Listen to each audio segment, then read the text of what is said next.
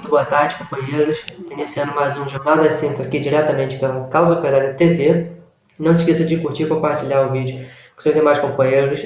Ajude a aumentar o alcance da nossa empresa revolucionária independente e que não recebe nenhum financiamento empresarial, né? Por conta disso também, torne-se membro do canal e ajude a sustentar nossa atividade partidária, né? Uma empresa totalmente dedicada à defesa do interesse dos trabalhadores, né? Torne-se membro, costuma passar um valor muito simbólico, mas que ajuda bastante a manter nosso canal aqui, nosso sinal 24 horas. Eu me chamo Lô Monteiro, né? Do outro lado está comigo o companheiro Vinícius Rodrigues, lá do Rio de Janeiro. Vinícius, dê sua boa tarde. Boa tarde, Luan. Boa tarde, companheiros e companheiras que estão nos assistindo. Muito feliz de estar apresentando aqui mais um J5, seu Jornal das 5, da sua imprensa operária revolucionária, a Causa Operária TV. Eu sou o Vinícius, diretamente aqui do Rio de Janeiro. O companheiro Luan hoje está apresentando aí de São Paulo, apesar de ser meu concidadão aqui da cidade maravilhosa.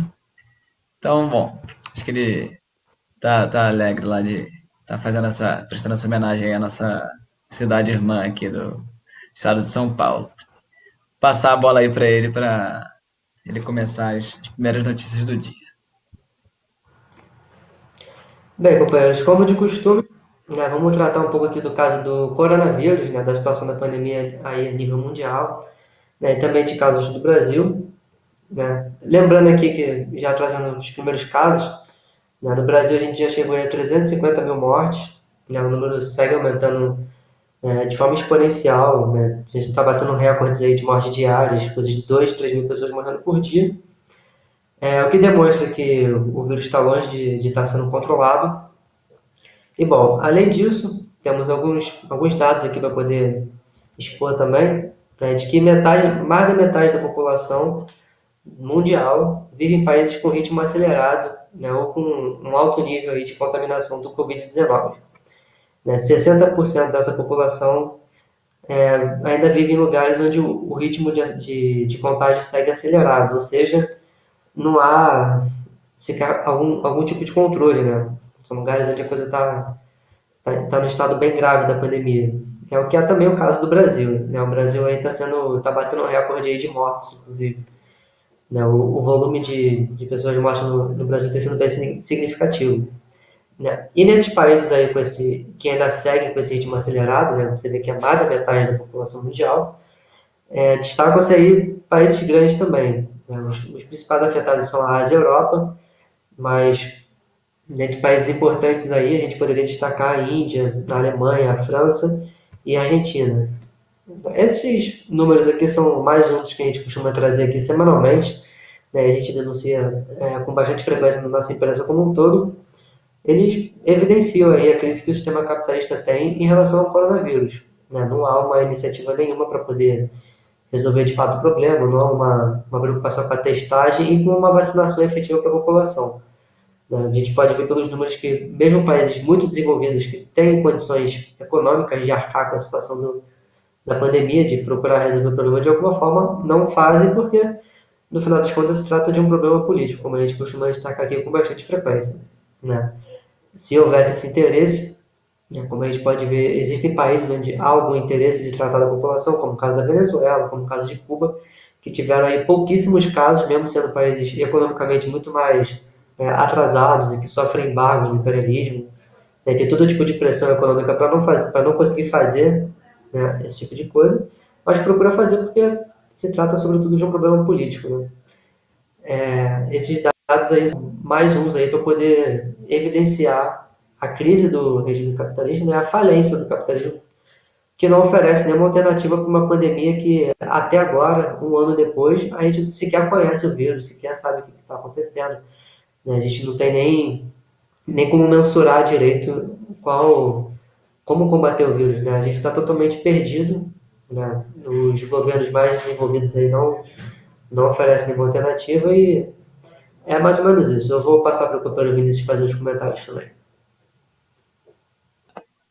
Essa questão do coronavírus, mundialmente, né, a gente sabe, a gente vem noticiando há muito tempo a situação do Brasil, é impossível não noticiar, né? As notícias aí são terríveis e com a quantidade aí de 4 mil mortos diários, é até difícil o pessoal que está assistindo aqui não ter chegado aí individualmente nas pessoas, né? Agora, hoje em dia, a gente está cada vez mais com notícias de pessoas próximas, né?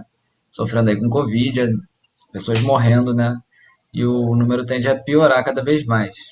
Isso no governo Bolsonaro, no governo do golpe no Brasil, já era uma coisa esperada, né? A gente, desde o início da pandemia, já sabia que isso ia acontecer e já vinha noticiando que era preciso lutar aí por mobilizar a população, fazer uma luta política para que isso não viesse a acontecer no Brasil. Mas é a realidade no mundo inteiro, né? Você vê que pouquíssimos países têm um combate efetivo à pandemia, né? A gente tem os destaques aí para Cuba, que é um exemplo mundial mesmo.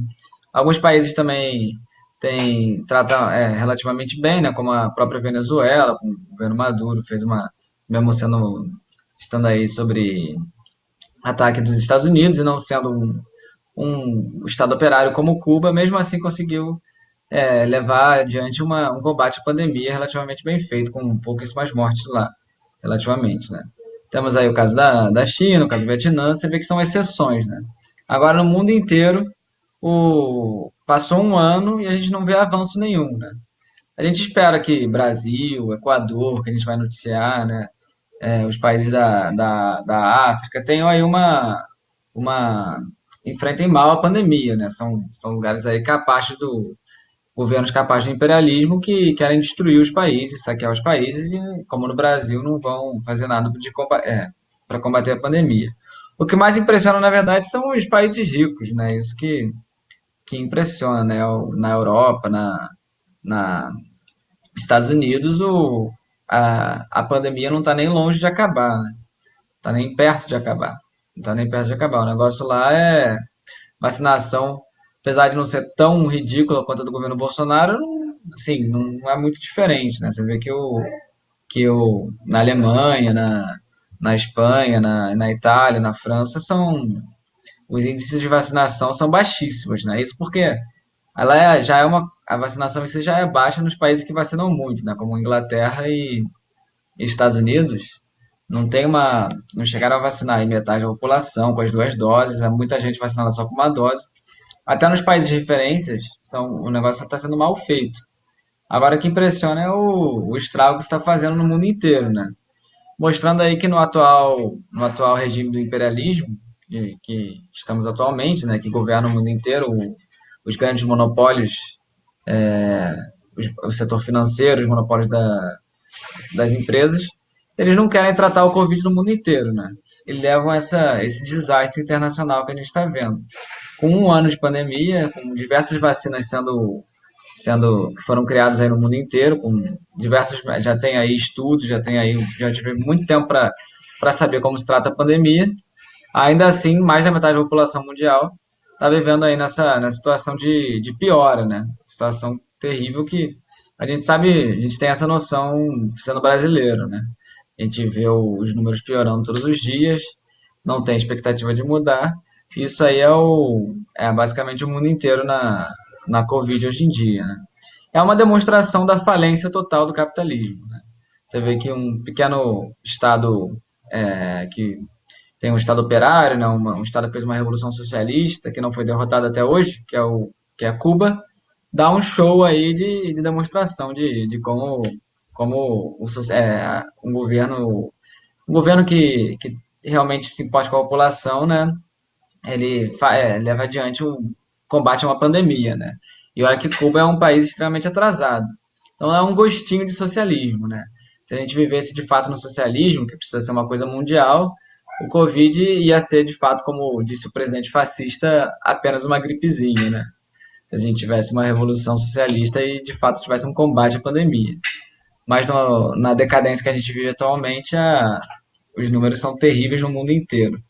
Há um desastre aí e mostra aí que esse sistema já passou da hora de acabar, né? Já deveríamos ultrapassar isso e nos dirigir a um sistema que de fato se importasse com a população. Acho que eu dei uma travadinha aqui, o companheiro Luan poderia falar. Pois bem, eu até esqueci de fazer um comentário na minha fala anterior, né? Dentre as mortes aí do Covid, a gente queria destacar também a morte dos indígenas, né? A pandemia chegou aí em pelo menos 163 povos indígenas e matou pelo menos 200 anciões, né? O que acaba sendo bastante gente, né? Daí que, né, chegou até o pessoal que é teoricamente mais isolado e tudo mais, mas que também está sendo alvo. E no caso dos indígenas, né, você levar o vírus até um agrupamento indígena, até uma aldeia, o que quer que seja, né, é uma coisa que tem um poder de destruição gigantesco. Né? O pessoal pode se contaminar com muita facilidade, visto que eles convivem muito juntos. Bem, seguindo aqui com a nossa pauta, né, ainda falando um pouco sobre o Covid, né, a gente tem aqui um estudo feito por uma pesquisa dos Estados Unidos, né, publicado na revista do Centro de Controle e Prevenção de Doenças, mas contou aí com o apoio da Fiocruz, né, e também da UFRJ, da Universidade Federal do Rio de Janeiro. E esse estudo aí ele mostra que as pessoas que tiveram aí a contaminação mais branda do Covid, né, tiveram sintomas mais brandos, né, não foram os piores casos de Covid, né, essas pessoas, muitas delas pegaram 2 vezes o vírus, né, o que significaria que os contaminados com os sintomas brandos não estariam imunizados contra novas infecções. Né? O estudo levantou aí, pegou um grupo de 30 pessoas de março do ano passado até o final do ano, né? Tudo em 2020, de março até dezembro de 2020. E 4 delas tiveram Covid 2 vezes, e identificaram que, nesses casos aí, as pessoas que pegaram os sintomas mais brandos, elas acabaram pegando de novo. Né? As pessoas que tiveram sintomas mais agudos, elas acabaram sendo imunizadas. É uma evidência de que o vírus ele está aí e as pessoas podem ser contaminadas mais de uma vez, né? Inclusive tiveram, dentre os centenas de milhares de casos que a gente já tem somados aqui no país, né? Isso porque a gente não tem um controle total de quantas pessoas de fato foram infectadas, visto que não houve uma testagem da população. Então a gente sequer consegue saber a confiabilidade desses números, né? São números sempre subestimados. Né? O número de contaminados e o número de pessoas mortas são sempre abaixo do que o que a gente espera. O número real a gente sabe que com certeza é muito maior. E uma ideia de que você não poderia pegar o vírus 2 vezes, mas cada vez mais isso mostra que está longe de ser uma realidade. Né? E pelo próprio fato de não haver uma testagem, né, pelo menos no caso do Brasil, assim, é muito evidente que você não tem como saber o que a pessoa pegou, se a pessoa teve uma virose comum, se ela teve uma gripe, né, se foi só uma gripezinha, né, como dizia o nosso presidente, né, não dá para a gente saber no final das contas, porque esses casos aí demonstram que você pode pegar o vírus 2 vezes, né? E como a gente não testa as pessoas puderam ficaram doentes, mas nem souberam se foi Covid ou não. Né? Então não dá para saber, né? E você vê que é um estudo feito com pessoas envolvidas aqui do Brasil, né? O que também demonstra que as universidades não fosse um problema político, as universidades, as instituições, né, brasileiras também, elas teriam condições de fazer pesquisas acerca do problema do coronavírus. Né? A Fiocruz, por exemplo, poderia muito bem estar produzindo vacinas aí para exportar para o resto do mundo. Mas, como a gente comentou aqui, se trata de um problema político. Né? A Fiocruz ela sempre foi uma pioneira, né, e uma das principais exportadoras de vacinas para o mundo inteiro. Né? O Brasil é um dos maiores exemplos de exportação de vacina. Mas você vê que não há um interesse por parte disso, né? E você vê que ainda assim acontecem estudos, né? Ainda assim as universidades, né, e outros institutos eles continuam funcionando, mas não há um interesse político real de procurar uma solução para o problema, nem para uma produção de uma vacinação. Queria ver se o Dr. Vinícius já está aqui de volta com a gente, se eu posso passar a bola para ele. Sim. Então, acho que tem uma notícia relacionada com isso que é bem interessante, porque esse domingo, ontem, bateu o recorde aí de mortes por Covid, o recorde especificamente dos domingos, que é uma coisa muito estranha, né? Porque por que que morreria menos gente no domingo? É uma maluquice, né? Tipo, o Covid é católico e ele não sai, ele tira aí um dia para descansar também, junto com Covid é cristão, né? Domingo é dia de Deus, as pessoas não são acometidas pelo Covid, né? Morreram, os dados, né? Os números oficiais indicam que morreram 1.824 pessoas nesse domingo. E o recorde anterior de domingo era 1.605, que mostra aí a total falência aí que a gente está vivendo, né? Porque já tem um ano de pandemia e até hoje a saúde não funciona todos os dias da semana. É como se, bom, não importa aí que tá morrendo 4.000 pessoas todos os dias, não vamos pagar, não vamos botar gente para trabalhar no fim de semana, porque deve ter que pagar aí um adicional, deve ser um pouquinho mais caro aí botar o pessoal para trabalhar no domingo, não vamos contratar mais ninguém. E aí fica esse absurdo, né? Isso mostra a total farsa que a gente está vivendo, né? Porque até agora não conseguiram os trabalhadores aí da saúde para trabalhar 7 dias por semana. Mostra o total inexistência de uma pesquisa, de um controle da pandemia, né? Porque como é que a gente vai saber o que está acontecendo, né? Tem esse caso aí da reinfecção e tem diversas outros casos que a gente não tem informação. Você vê que o fato de não ter testagem no domingo é um dos indícios, mas a testagem não existe como um todo no Brasil, né? Então você tem por exemplo, tem esses casos agora que as pessoas vão ser vacinadas só com uma dose. Aí a gente não sabe exatamente o que vai acontecer, porque não tem um controle. Isso pode gerar aí um problema. Você ser vacinado só com uma dose, ficar muitos meses sem ser vacinado. Tem a questão que a gente noticiou da juventude, né? Que não vai ser vacinada. Aí ninguém sabe quando é que a gente vai ser vacinado, né? Vamos ter aí muito tempo de contaminação entre os jovens para gerar mais mutações. E essas mutações, quem sabe, podem voltar aí e passar para outras pessoas que até passar por cima de vacinas que existem, né, mas que não resistem a novas cepas do vírus. Então é um caos completo que a gente está vivendo, né? Você vê que metade do mundo tá aí crescendo o Covid, esse caos, a gente não sabe o que está acontecendo, sai uma pesquisa ali, uma pesquisa aqui, mas a realidade a gente não sabe nem quantas pessoas estão morrendo, né? Você viu, morreram 1.800 pessoas ontem? Não, morreu muito mais. A gente tem até o dado aí, a média móvel de mortos ficou acima de 3.000. A gente sabe, por exemplo, que já que todo domingo e todo sábado morre menos gente, de acordo com os números oficiais, essa média móvel é subnotificada, né? Então, sei lá, morreram 3.500, morreram 4.000, a gente não sabe quantas pessoas. Com essa realidade, que é um negócio completamente absurdo, porque testar não é nada fora do comum, companheiros aqui, eu e o Luan já fizemos teste de Covid, é uma coisa relativamente simples, né? Você tem um kitzinho de teste, você vai lá e faz o teste, não é nada fora da realidade. Poderia ter aí milhões e milhões de testes no Brasil, mas isso não chega nem perto, né? E aí, se a pessoa quer se testar, até uma coisa complicada, né? Ou você paga, ou você tem que achar aí um posto de saúde que tem um teste, alguma coisa assim. A gente vive no escuro, não sabemos o que está acontecendo, e o Covid está aí rolando. A gente provavelmente vai morrer aí milhares e milhares de pessoas, centenas de milhares de pessoas, e depois que passar, né, a gente vai ter estudos aí, depois que acabar o governo golpista, né, que voltar a ter de fato uma pesquisa no Brasil, um investimento em ciência, ao contrário do que existe atualmente, né, que não é um investimento em ciência, a gente eventualmente vai ficar sabendo de uma coisa ou outra sobre o Covid, né? Mas enquanto estiver rolando a pandemia, que é uma coisa essencial, que deveria ter uma pesquisa assim gigantesca em cima do Covid, que o Brasil poderia ser referência, como o companheiro Lula estava falando, né, por meio da Fiocruz, do Instituto Butantan e das universidades brasileiras como um todo, nada disso vai acontecer, a gente vai continuar aí sem saber direito o que está acontecendo, com 4.000 pessoas, 5.000 pessoas morrendo todos os dias. Essa tragédia, né?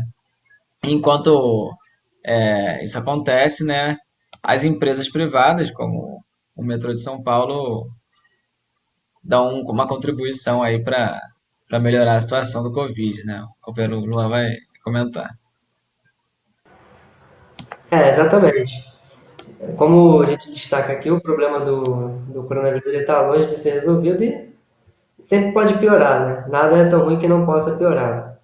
O metrô de São Paulo, de acordo com seus cálculos aí, teve um prejuízo de 1,7 bilhões né, durante essa pandemia.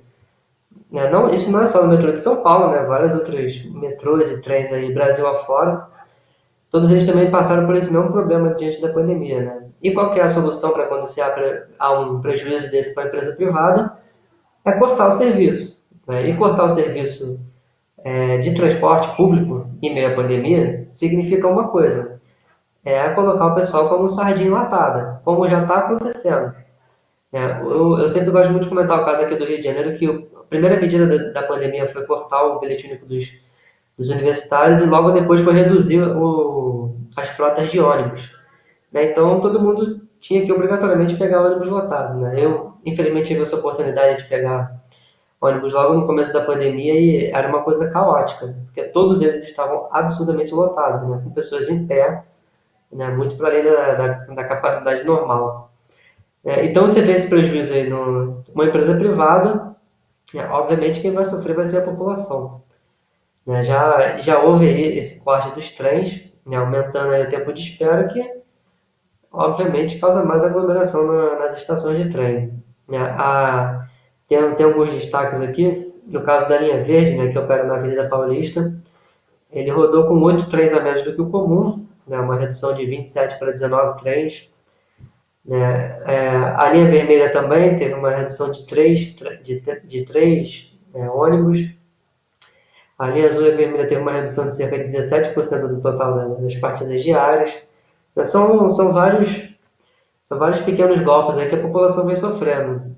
Né? Cabe comentar a coisa mais óbvia do mundo, que no momento da pandemia a primeira medida que deveria ser tomada era aumentar a quantidade de transporte para que as pessoas pudessem ir com ele mais vazio, né? E como a outra seria manter as pessoas em casa, não essa farsa de lockdown que é colocada, acalmar o espírito aí de uma classe média desesperada com a própria contaminação, né? Porque a população teve que ir para as ruas o tempo todo, né? Ela está indo trabalhar, não teve esse direito de ficar em casa, então nós aqui, como um partido preocupado com a situação dos trabalhadores, que tem essa responsabilidade, coloca as pessoas para ir às ruas para poder defender o direito dos trabalhadores de fato ficarem em casa, né? Que não é o que está acontecendo. Os transportes seguem lotados e a população segue na rua trabalhando. Não houve nenhuma possibilidade de ficar em casa, como a esquerda costuma colocar aí. Esse direito não foi concedido à maior parte da população. Né? As pessoas que podem de fato ficar em casa são uma parcela muito pequena, mas muito, muito, muito pequena mesmo. E o pessoal está todo mundo na rua. Então é só na rua que a gente vai conseguir resolver esse problema. Né? E enquanto isso, vamos denunciando aí essa situação. Né? Agora o metrô de São Paulo, que é um dos maiores que tem, né? Que certamente transita mais pessoas no país, agora vai reduzir e vai aglomerar ainda mais pessoas. Porque as pessoas não estão podendo ficar em casa, estão tendo que trabalhar de qualquer forma. Então, né, pro caso do trabalhador, a coisa só piorou, né, como de costume. Eu vou passar para o companheiro Vinícius fazer os comentários. Eu acho interessante que você vê como é que funciona a dinâmica da pandemia, né? Você tem aí um prejuízo de 1,7 bilhão, aí você fala, bom, eu, burguês, não quero perder meu dinheiro, banqueiro, não quero perder meu dinheiro, vamos apertar todo mundo aí no metrô, mesmo que tenha 4 mil pessoas morrendo por dia. O que que eu tenho a ver com isso, né? Só quero saber do meu dinheiro. É um negócio assim, é uma coisa relativamente simples de entender como é que funciona, né? O mesmo vale para as escolas, né, que tem uma pressão gigante para serem reabertas, porque significa aí um prejuízo você não reabrir as escolas. Tudo aí, a mesma coisa vale para não ter leitos, não ter testes, não ter vacinas. É uma questão simples e pura de você não querer gastar aí não querer ter um gasto com o combate à pandemia, né? Não é nenhum bicho de sete cabeças, na verdade. Você vê que, como eu citei, o governo cubano tratou a pandemia, né? Aqui no Brasil a gente teve o oposto, a gente ganhou 11 bilionários. A gente aí, o 1,7 bilhão do metrô, um bilionário aí já resolveria o problema do metrô em São Paulo, né? Muito menos que o bilionário, na verdade, porque a contagem é feita em dólares, né? Então seria 5 bilhões de dólares. Você vê que essas empresas privadas não têm o único interesse, né, é manter os lucros, deixar a vida da população não tem relevância nenhuma, A gente sempre soube disso, mas a pandemia deixou isso escancarado, né? E mostra como é necessário a estatização aí das empresas, né? Que uma empresa estatizada, uma empresa pública sob o controle dos trabalhadores, resolveria aí esse problema, né? Teria um investimento, ia sair, a passagem ia ficar mais barata ou até gratuita, né? As pessoas iam pegar o metrô, seria integrado, aliás, é, isso aí, como a questão da mobilidade urbana, sempre foi regida por empresas privadas, sempre foi uma porcaria, né? Se você conseguir estatizar a mobilidade como um todo, você resolve grande parte do problema da mobilidade. Você integra aí metrô com os outros meios de transporte, cria mais estações, que sempre tem estações de menos, metrôs de menos, resolve o problema aí da mobilidade urbana como um todo e ainda faz uma necessidade aí para a pandemia, que é aumentar o número de ônibus, aumentar o número de trens, aumentar o número de outros meios de transporte que tenham em determinada cidade, né? Isso que é necessário para uma pandemia. E o que está sendo feito aí é o oposto, porque o único interesse que rege aqui no Brasil é o interesse da burguesia, né? Vamos lucrar e continuar lucrando mesmo durante a pandemia, mesmo que mate 1 milhão de pessoas. Essa é a escória que governa o nosso país, né? A escória que a gente tem que acabar, tem que expulsar esse povo do Brasil, que isso daí é o maior atraso que existe aqui no mundo, né? Esses parasitas aí que querem lucrar literalmente às custas da vida de milhões de pessoas. Acho que a gente pode aí passar para começar a noticiar as notícias internacionais, né? Bom, seguindo aqui, né, como o Vinícius aí já anunciou, vamos entrar na nossa pauta internacional. Né, houve aí um ataque a uma usina nuclear no Irã, né, aparentemente feito por Israel. Né, foi exatamente isso que aconteceu, companheiro Vinícius? Então, a gente sempre tem essa. Primeira coisa, quando acontece qualquer ataque a um governo nacionalista do Oriente Médio, a gente suspeita que veio aí diretamente da principal base do imperialismo, que é Israel, né? Esse ataque foi no sábado, e a gente, em tese, como aconteceu no Líbano, por exemplo, no Líbano a gente não sabe o que aconteceu até hoje, né? Aquela explosão gigantesca que teve no passado ficou meio obscuro quem que organizou. Mas esse saiu extremamente rápido aí em todos os órgãos de imprensa. O próprio sistema de inteligência norte-americano vazou aí que o ataque foi feito por Israel, né? É uma coisa a ser analisada, né? Os caras, eles ativamente falarem que foram eles, né? Bem com uma intimidação aberta, né? Ao regime nacionalista do Irã. Essa usina nuclear, ela é uma das maiores, né, do país e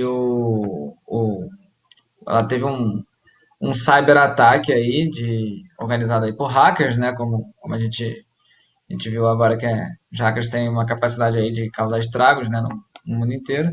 E os especialistas indicam aí que o programa nuclear do Irã, né, de desenvolvimento do enriquecimento do urânio, da energia nuclear, ele vai atrasar em 9 meses.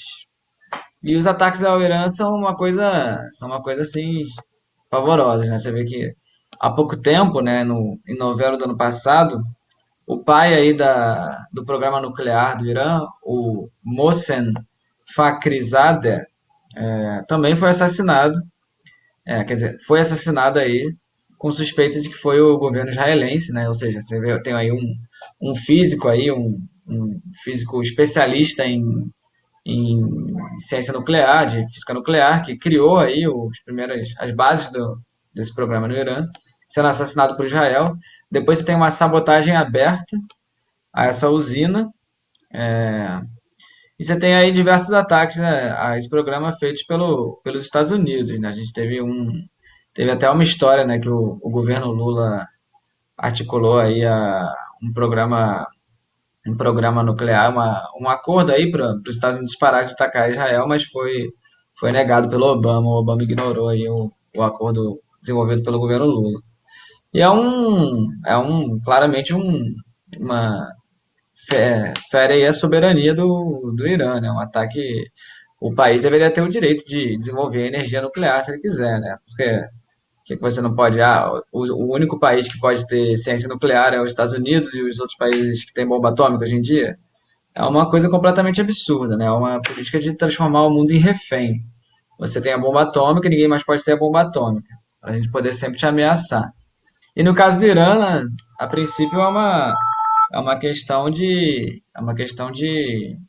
energia mesmo, né? Uma questão de você fazer a energia nuclear, é uma ciência que pode ser desenvolvida em qualquer país do mundo, né?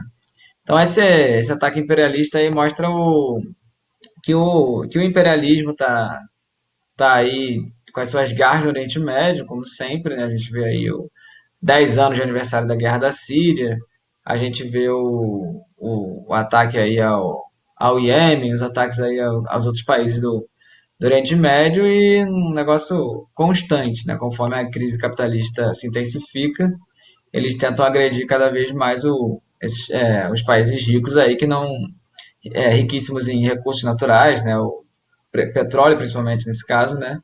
Que não que que não se conformam aí com os imperialistas, né? O Irã, claro, tem um regime nacionalista aí, que surgiu após a Revolução de 79. Tem que lembrar também o caso do ano passado, né, do início do ano passado, do assassinato do general Soleimani, né, não podemos esquecer. Era aí uma segunda figura mais importante na política nacional, foi assassinado por um míssil enviado pelo Donald Trump, né, numa missão aí diplomática em outro país. Ou seja, é um cerco pesado feito ao regime iraniano que tem que ser denunciado, né? O imperialismo não tem que fazer nada aí em qualquer outro país do mundo. Qualquer interferência imperialista no Oriente Médio é uma coisa perigosíssima e qualquer vitória do imperialismo em qualquer lugar do mundo é uma derrota para a classe operária brasileira, porque na verdade a classe operária é internacional, né? E nós tivemos aí outro ataque imperialista no Equador. O companheiro Luan pode iniciar essa notícia. Bom, pois é, chegando aí na nossa notícia de destaque do dia de hoje, né, tivemos uma vitória da direita golpista nas eleições do Equador.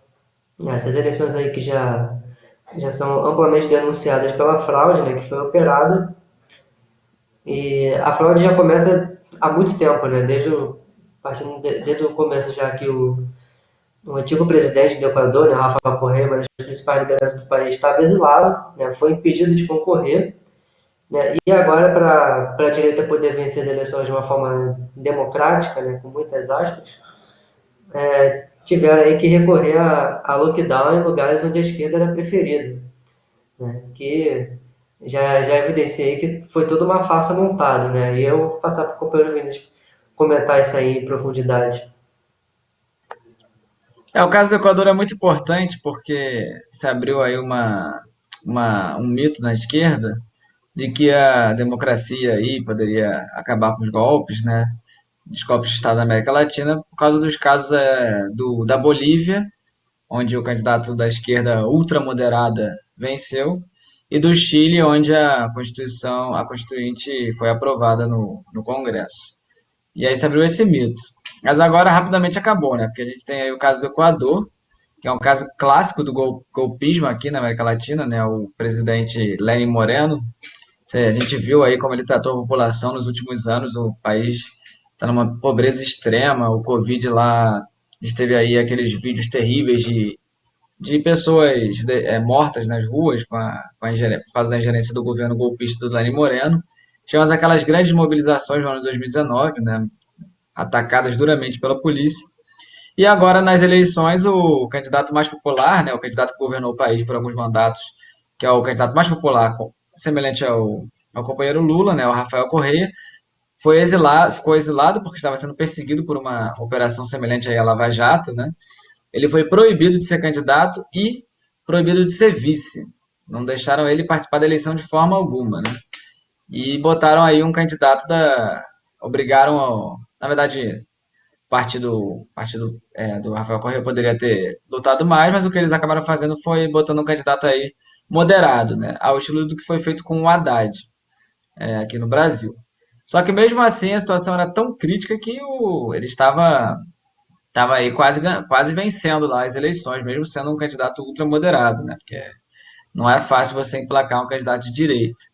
Fizeram aí uma operação aí candidato indígena imperialista, né, que apoia o banqueiro que venceu, o Guilherme Lasso é o banqueiro que venceu. Esse candidato Jaco Pérez foi um indicado aí pela revista Time, né, como uma suposta liderança, mas é uma daqueles candidatos identitários, né, para confundir a população, uma falsa esquerda que defende o imperialismo, né. Esse candidato aí se aliou ao banqueiro e fez essa campanha golpista contra o candidato da esquerda, é, o Andrés Arauz.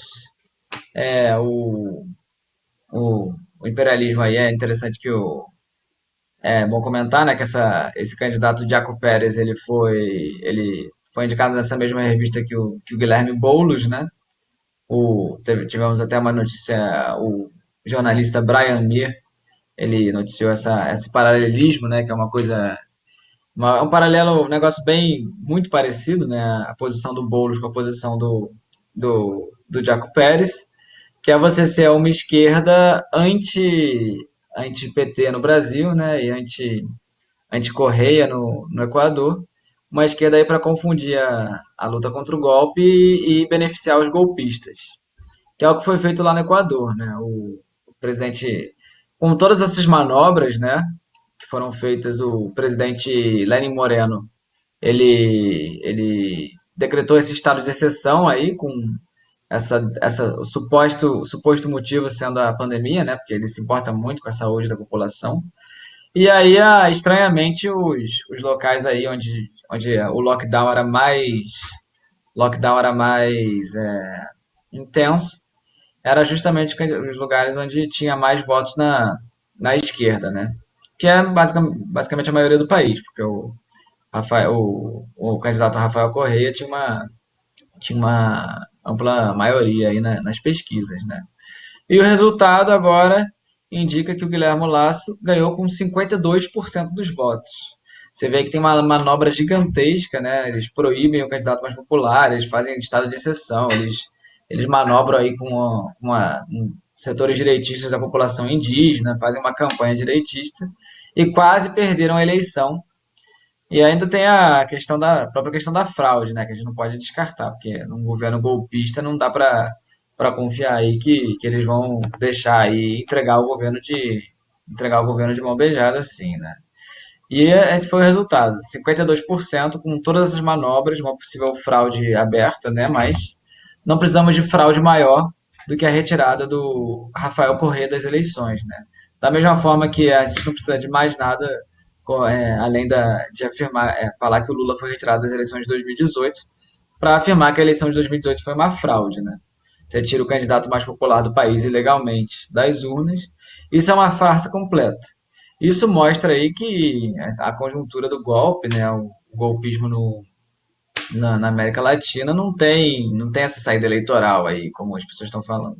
Você tem uma proibição do candidato mais popular de participar, e aí você é derrotado na eleição. É uma coisa que era aí evidente, né? Vai ter aí, se a população não se revoltar e derrubar o governo, mais 4 anos de governo neoliberal para transformar aí o Equador numa base aí dos Estados Unidos para ser explorado.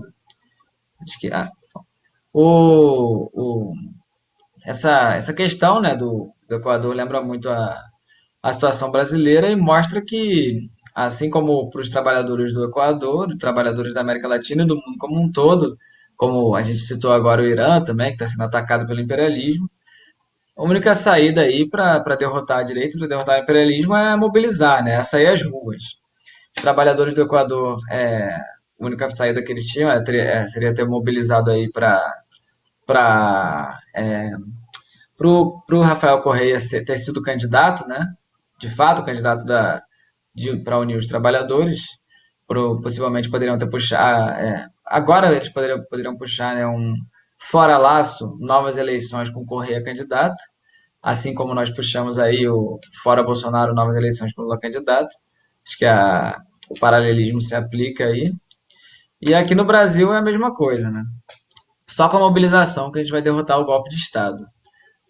A mobilização do Equador foi aí derrotada em 2019, né? Eles canalizaram a mobilização para essa eleição fajuta aí, mas aqui a gente, tem que, a única saída é retomar a mobilização, uma mobilização revolucionária, uma mobilização contra a burguesia, contra o imperialismo, sem uma aliança com os golpistas. Esse é o caminho para o Equador e o caminho para o Brasil, né? Isso liga diretamente aí com o que a gente vai fazer agora no 1º de maio, que é como estamos aí saindo agora da nossa mobilização contra a ditadura militar, no dia 31. Acho que não, tá um pouco estável aqui, não sei se está picotando, né? Mas tivemos as mobilizações do dia 31 contra a ditadura militar e agora estamos nos organizando aí para fazer as mobilizações do dia 1º de maio. Então temos aqui nossos cartazes já para divulgar aí a nossa mobilização, 1º de maio de luta, 1º de maio classista de luta nas ruas, vamos colar aí em diversas cidades no Brasil inteiro para organizar aí os atos no Brasil inteiro. Temos aí milhares, dezenas de milhares de panfletos que vamos distribuir para convocar aí os trabalhadores para o 1º de maio. Fora Bolsonaro e todos os golpistas, Lula presidente, aí temos a pauta de quebrar a patente quebrar a patente de vacinação para todos, auxílio emergencial já, e aqui estamos convocando para a manifestação que vai ser na Avenida Paulista, na altura do MASP, às 15 horas. Já estamos aí organizando a nossa mobilização, porque é só saindo das ruas que nós podemos derrotar o Bolsonaro, o Dória, os militares e todos os demais golpistas. Passar a palavra para o companheiro Luan para ele comentar um pouco sobre isso. Pois bem, o Vinícius colocou bem, fez essa comparação aí sobre o caso do Equador com o caso brasileiro, né? O que a gente tem aqui muito claro é que não dá para você esperar meramente por eleições para poder resolver o problema, né? A direita golpista ela atua em toda a América Latina com muito afinco, né? Foram diversos golpes de Estado promovidos aí pelo imperialismo nos últimos anos, todos na América Latina, né? O que não significa que não aconteça em outros lugares do mundo, que acontece também. E a nossa saída ela se dá através da mobilização popular, né? Através da população da rua. E aí, até por conta disso, deliberou aí de fazer um grande ato no 1º de maio, né? A esquerda ela tem se mostrado totalmente paralisada, né? Ela utiliza o fator da pandemia como uma verdadeira um álibi dela, né, para poder dizer que ela não vai se mobilizar para os sindicatos permanecerem com as portas fechadas e fazer organizações dos trabalhadores não chamarem a população às ruas, né? A gente deve fazer como já fazem os trabalhadores estão nas ruas. O nosso trabalho aqui, o nosso papel é ir até eles, né, e levar adiante a nossa pauta por uma mobilização em torno das pautas mais primordiais para os trabalhadores, né? Uma pauta que defenda aí uma vacinação, né, que defenda o mantimento do salário, de um auxílio emergencial para todo mundo, para que todo mundo tenha o direito de ficar em casa de fato, né? Essas são as nossas pautas primordiais, né? Uma redução de escala de trabalho para as pessoas poderem ter rodízio, evitar pegar transporte lotado e tudo mais. E o momento a gente sabe que ele é muito grave, né? Existe toda uma campanha da esquerda contra a mobilização, porque o objetivo deles é de fato não fazer nada, né? Porque é muito trabalhoso você ter que sair às ruas e ter que convocar a população para fazer alguma coisa, né? A gente não pode ficar caindo nessa farsa de que dá para a gente resolver o problema dos trabalhadores através de live, de atos virtuais, né? E só lembrando que no ano passado, né, o 1º de maio, o Dia Internacional dos Trabalhadores, né, houveram alguns atos aí espalhados ao redor do mundo, atos de rua mesmo, né? Destacar o caso do Chile, que teve um grande ato, que foi duramente reprimido pela polícia, né? Teve ato em Portugal, teve ato em vários outros países da Europa e até aqui na América Latina também. No Brasil, o que a esquerda estava propondo era de simplesmente fazer uma live convidando os golpistas, né? No Dia dos Trabalhadores, a ideia era se fazer uma live com os golpistas, convidando aí figuras como o Fernando Henrique Cardoso, o Wilson Witzel, os vampiros da direita brasileira foram convidados, alguns efetivamente apareceram, né? Convidaram até Michel Temer, né? Que eu acho que é a melhor expressão do golpe, é o próprio Michel Temer, né? O vice-conspirador. E a esquerda para esse ano, a princípio, também não. Vamos ver aí se vai haver alguma convocação, mas como o nosso partido se propõe como um partido de vanguarda, né, a gente tirou na nossa última reunião agora, no último final de semana, de fazer um grande ato em São Paulo. Né? Os atos eles devem se concentrar aqui, vamos tirar caravanas aí de vários lugares do país, né? E fazer um ato com milhares de pessoas na capital paulista, que é onde está a maior circulação de trabalhadores, a maior concentração de trabalhadores, né? Em um dos estados e a cidade mais importante do país. Né? Então, nesse sentido, a gente faz essa convocação, né? Vamos fazer um trabalho amplo, né? Para poder fazer um ato maior do que a gente puder, procurar ver se outras organizações de esquerda procuram aderir também, até porque é o 1º de maio, né? É o Dia Mundial dos Trabalhadores, não deveria ter por que as pessoas não apoiarem, mas não dá pra gente contar com nenhuma live que a gente não vai estar defendendo nenhum trabalhador desse jeito. Né? A gente vai estar só a básica possível e não vai estar procurando colocar nossa pauta nas ruas, que é onde estão os trabalhadores e onde a gente consegue alguma vitória. Né? A gente viu aí os casos de que a eleição por si só, por exemplo, ela não vai configurar um avanço na luta dos trabalhadores, nem nada do tipo. Né? O Pampano Vinícius mostrou aí nossos materiais, que vão ser amplamente divulgados. A gente tirou aí cerca de 30, vamos tirar cerca de 30 mil panfletos por semana, né, para poderem ser distribuídos e fazer uma grande convocação para o 1º de maio. Né? E, por fim, né, a gente tem visto aí que dá para fazer ato, né, ao contrário do que a esquerda coloca, né, de que é muito perigoso, né, que a gente está levando vírus para as pessoas, né, é uma farsa montada para poder impedir que se faça alguma coisa de fato. Né? Porque, primeiramente, pelo fato dos trabalhadores já estarem nas ruas, né? Não faria diferença você fazer de fato um ato, porque as pessoas já estão lá. Né? Agora, um ato de rua certamente é muito menos perigoso do que um ônibus lotado. Só que o problema do ônibus lotado, né, com os trabalhadores indo trabalhar, ele só pode ser resolvido através da mobilização. Né? Não vai ser com uma live que a gente vai colocar aí mais transporte para todo mundo, para o pessoal poder fazer isolamento, nem nada do tipo. Né? Então, a gente tem que, de uma vez por todas, né, o PCO mesmo já mostrou que dá para fazer atos de rua, fizemos atos importantíssimos agora no último dia 31 de março, né, dia onde a direita está para comemorar o golpe militar de 64, né, mostramos que dá para fazer. Né, então não tem mais essa desculpa de vamos ficar em casa e esperar que a situação melhore. Pois bem, seguindo aqui com a nossa pauta, né, que o nosso tempo já tá ficando mais escasso, uma outra notícia aqui importante, né, do dia de hoje é que o Rodrigo Pilha, né, militante aí do PT, ele deixou a prisão, né, lá no Distrito Federal e vai passar a cumprir aí o regime semiaberto. A gente vê aí que é uma meia medida, né, aquela famosa meia vitória, porque o cara não está solto, né, o cara vai cumprir semiaberto. Então você vê que não foi uma vitória muito, muito concreta. Da mesma forma, a gente tem que convocar aqui também para poder fazer uma campanha em defesa da liberdade, de fato, do companheiro Rodrigo Pilha, né, como foi feito na época com o presidente Lula e tudo mais, porque é só assim que a gente vai de fato garantir a liberdade dele. Né? A gente vê que o cerco está fechando para a parte da esquerda, né? A direita está cada vez mais se sentindo à vontade para prender militantes, né?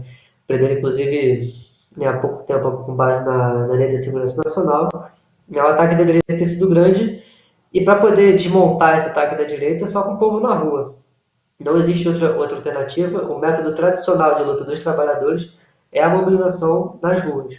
Né? Esse é o método que, historicamente, os trabalhadores sempre conseguiram suas vitórias.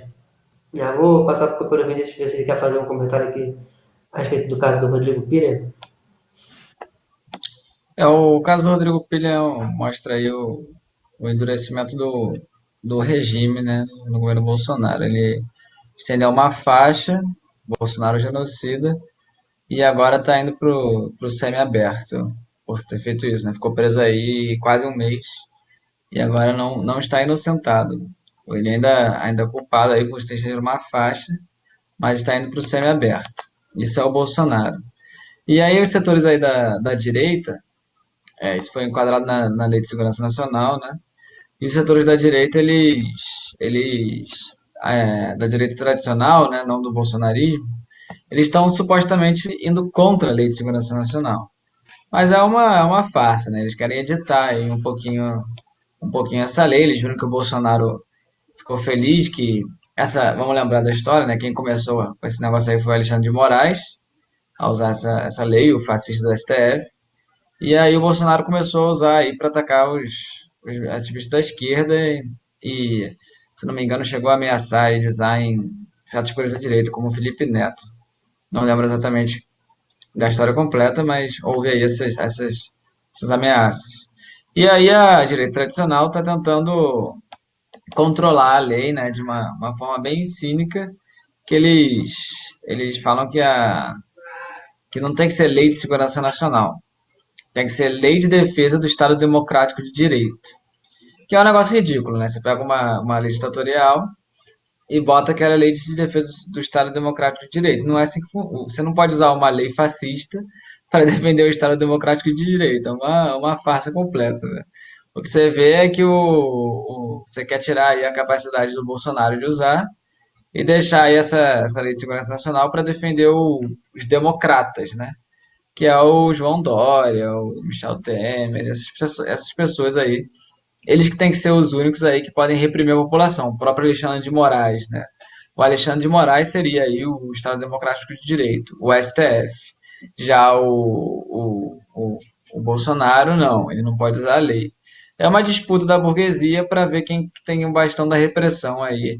E uma disputa aí que envolve as eleições de 2022, né? Que eles querem ver qual setor que vai prevalecer.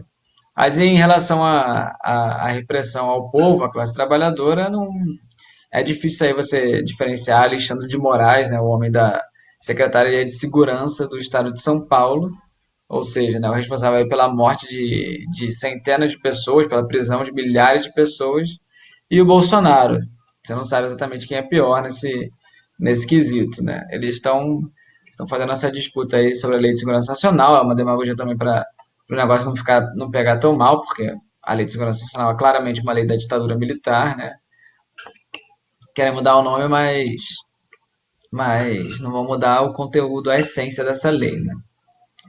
Passa a palavra no companheiro Luan para ele, não sei se ele quer comentar a última notícia ou encaminhar para o fechamento do programa. Bom, comentar aqui rapidamente, né? Tem 5 minutinhos, dá para a gente passar rapidinho, que é uma notícia importante também. A Casa Branca vai se reunir aí para poder discutir a escassez de chips. Né?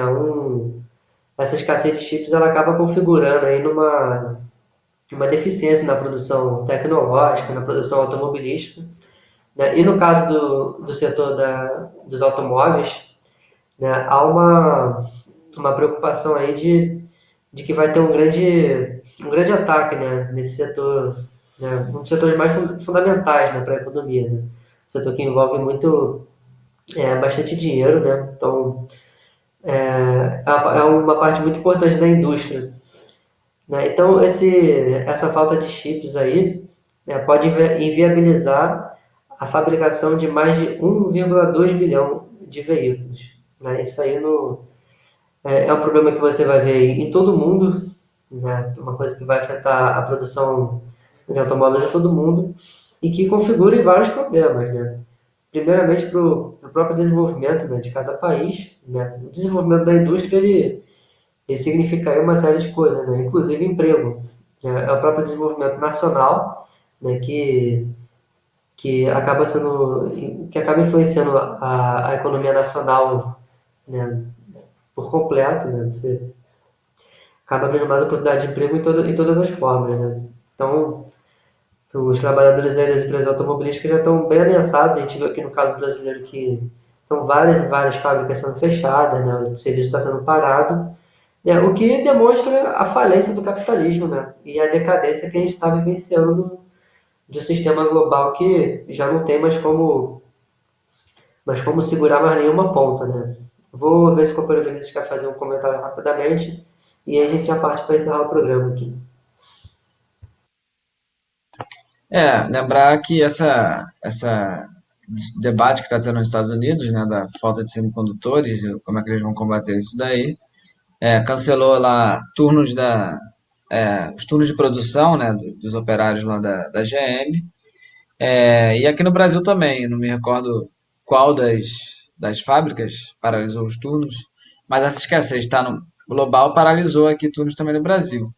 Isso vai levar aí à demissão e à redução aí da indústria nacional também, né? Mais vai ser mais um ataque à indústria nacional, que vai piorar mais ainda a realidade da população brasileira, né? A gente vê que o desemprego é altíssimo, a fome é altíssima e a tendência com a crise capitalista internacional é piorar. E é claro, né, que esses semicondutores escassos, é, já que tem poucos globalmente, né, é muito mais provável que vai chegar lá nos Estados Unidos e as fábricas deles voltem mais rápido do que as nossas, né? Isso aí é evidente. Então a gente vai acabar sofrendo o grosso da crise.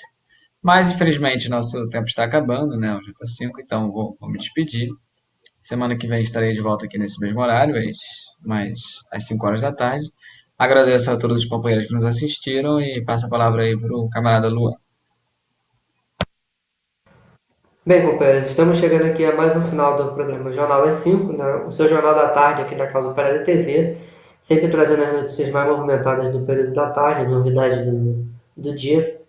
O J5 ele segue durante a semana, de segunda a sexta, sempre às 5 horas da tarde, com outra dupla de companheiros. Né? Eu e o companheiro Vinícius, a gente volta na semana que vem, na próxima segunda-feira. E a programação da Causa Operária TV segue aí, com seu sinal 24 horas por dia. Né? Hoje, às 7 horas da noite, tem um programa de destaque aí, que é a a COTV Entrevista. Né? Fique por dentro do nosso sinal aí 24 horas, não deixe de acompanhar a nossa imprensa revolucionária independente. Né? Compartilhe a nossa imprensa com seus demais companheiros, torne-se membro do canal, né? E ajude a aumentar o nosso alcance aí da nossa imprensa super importante aqui para a defesa do interesse dos trabalhadores. Né? O Jornada 5 vai ficando por aqui. Eu me despeço e desejo a todos que estavam até aqui agora com a gente um excelente final de tarde e até semana que vem, companheiros.